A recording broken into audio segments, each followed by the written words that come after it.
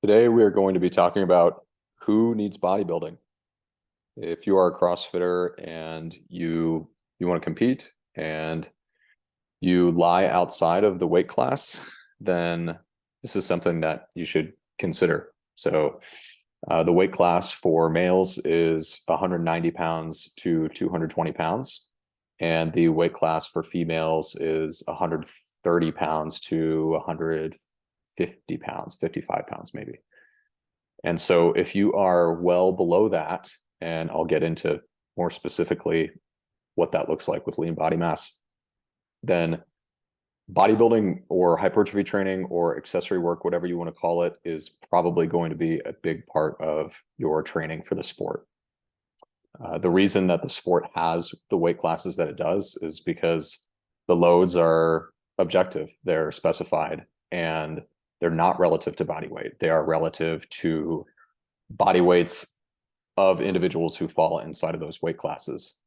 So if you are a 160-pound male or a 105-pound female, you're going to have a really hard time doing 10 touch and go snatches above your body weight. It's just going to be incredibly difficult for your organism to do that. And that's what's required. You don't even get on the treadmill until you can do that. And so that's an example. That was a semifinals event from this year. This year's semifinals happened to favor lean body mass and really reward lean body mass. On the men's side, the worldwide competitors who did really well, Dallin Pepper, Brent Fikowski, Jeff Adler, Jason Hopper, all have lots of lean body mass and are at the top end of that weight class that I described. So yeah, the trend could swing the other way, but it's certainly not going, it doesn't seem like it's going to go, down to, you're not going to see 160-pound males out there running really fast 800s. It's just, that's not what the sport has decided that it is. And so those that govern it, that is. And so, yeah, if you are below the weight class, then yeah, you got to consider, how do I get into the weight class so that I can even have an opportunity to play? And that's what this episode is about. So the first question to ask yourself is, how much lean body mass do you have? So if you have less than 160 pounds of lean body mass for males, or less than 115 pounds of lean body mass for females, then you probably are going to have some hypertrophy training. Now I'll say, let me rephrase that. That is a vote for having hypertrophy training for that individual in their CrossFit program. So the next question you need to ask yourself is, how adaptable are you? So how quickly do you put on lean body mass, and how easily do you put on lean body mass? So if the answer to the first question was yes, I have less than 160 pounds of lean body mass, I'm a male, or I have less than 115 pounds of lean body mass, I'm a female. Easiest way to do that is just go to your local supplement store and get on the InBody. Then the next question to ask yourself, how quickly do I put on lean body mass, and how easily do I put on lean body mass? So I'll define what I mean by both of those. How quickly? So if you gain greater than 1 pound of lean body mass per month, then that is a vote for minimal hypertrophy training. The typical rate of growth for an average individual is 0.5 pound to 1 pound of body weight per month. If you gain more than that, then that is a vote for adaptability, and that is an indicator that you don't need a ton of hypertrophy training in your CrossFit program. Next, how easily do you put on lean body mass? So this refers to the style of training that you're doing. So if you are doing a typical CrossFit program, which is essentially weightlifting training plus more than one conditioning piece per week, and you still gain lean body mass, that is another vote for minimal hypertrophy training. So if you are listening to this and you pass that screen, meaning you are less than 160-pound lean body mass for male, you're less than 115 pounds lean body mass for female, you gain normally, when you're in a caloric surplus, which is 0.5 pound to 1 pound per month.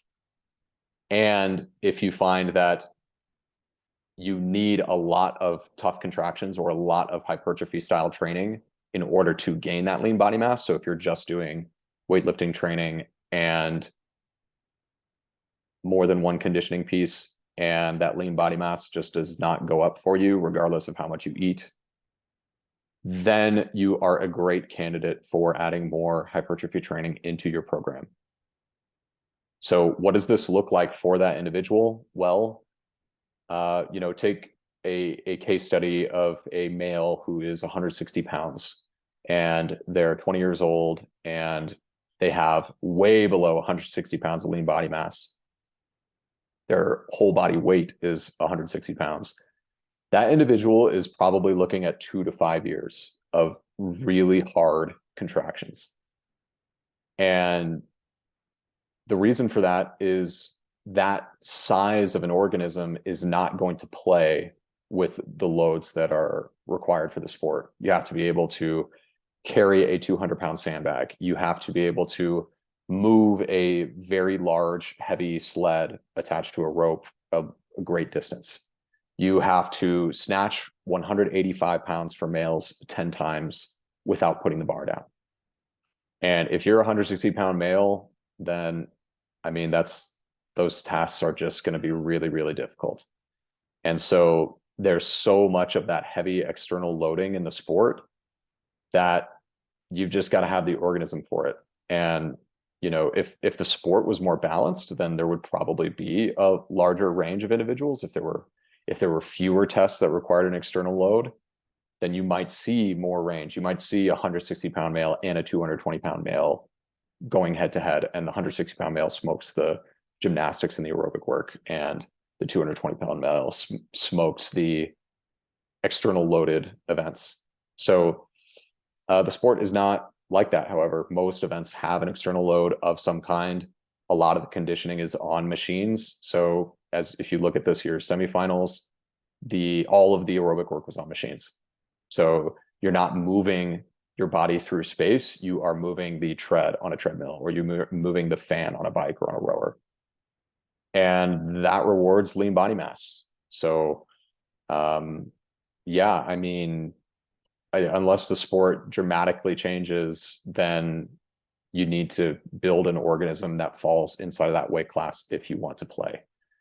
So, what that looks like is probably 2 to 5 years of a lot of slow, tough contractions in bodybuilding rep ranges, and a lot of eating in a caloric surplus. I wouldn't recommend to that individual that we were referring to, who's maybe naturally 160 pounds and has an athletic build and wants to compete in CrossFit. It's like, okay, well, you might consider picking a different sport, to be completely honest, because you're going to have to spend all of this time just becoming the sort of person that other people are just genetically, before you can even play.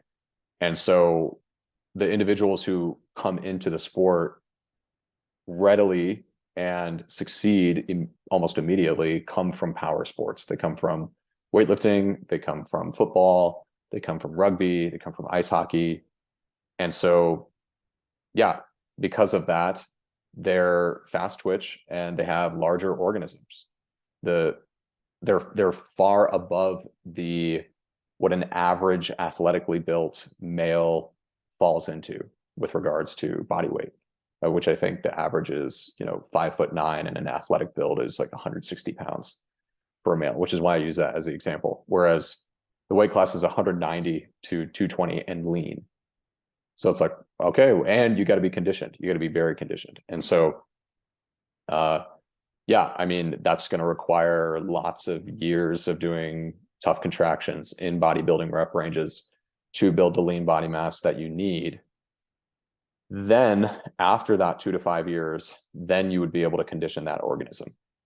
So that's when you would go back to a CrossFit style program of weightlifting training, gradually ramping up your conditioning, and hope that you retain the lean body mass, which in my opinion, the maintenance volume required to retain lean body mass is actually quite a bit lower than we think, especially if you're still doing a bunch of tough contractions in your CrossFit training. So once you have the lean body mass built with hypertrophy style training, then going into your weightlifting and doing your conditioning, I think you'll still be able to, in the style of CrossFit, meaning you're squatting, you're bending, you're lunging, pushing, pulling. I think that you're going to retain a lot of lean body mass. And I think the evidence for that is it's anecdotal, but the individuals who have come from other sports who have the lean body mass already, and then they start to do a ton of conditioning and do, they're CrossFitters and they retain a lot of their lean body mass. They're not like, whittling down to less than 190 pounds, because then they just wouldn't be able to move the loads. So that is the answer to the question. Do you need more bodybuilding? So to review, check your lean body mass. If you're less than 160 pounds for a male, less than 115 pounds for a female, and you have an otherwise athletic build, then that is a vote for more hypertrophy training. And then how adaptable are you? So how quickly and easily do you put on lean body mass? If you put more than a pound per month of body weight, that is a vote for minimal hypertrophy training. If you are able to gain lean body mass with just doing weightlifting training and more than one conditioning piece per week, then that is a vote for minimal hypertrophy training. But if the answer to all of those questions was yes, then you need to build an organism. It's probably going to take 2 to 5 years. And then once you've done that, you can condition that organism.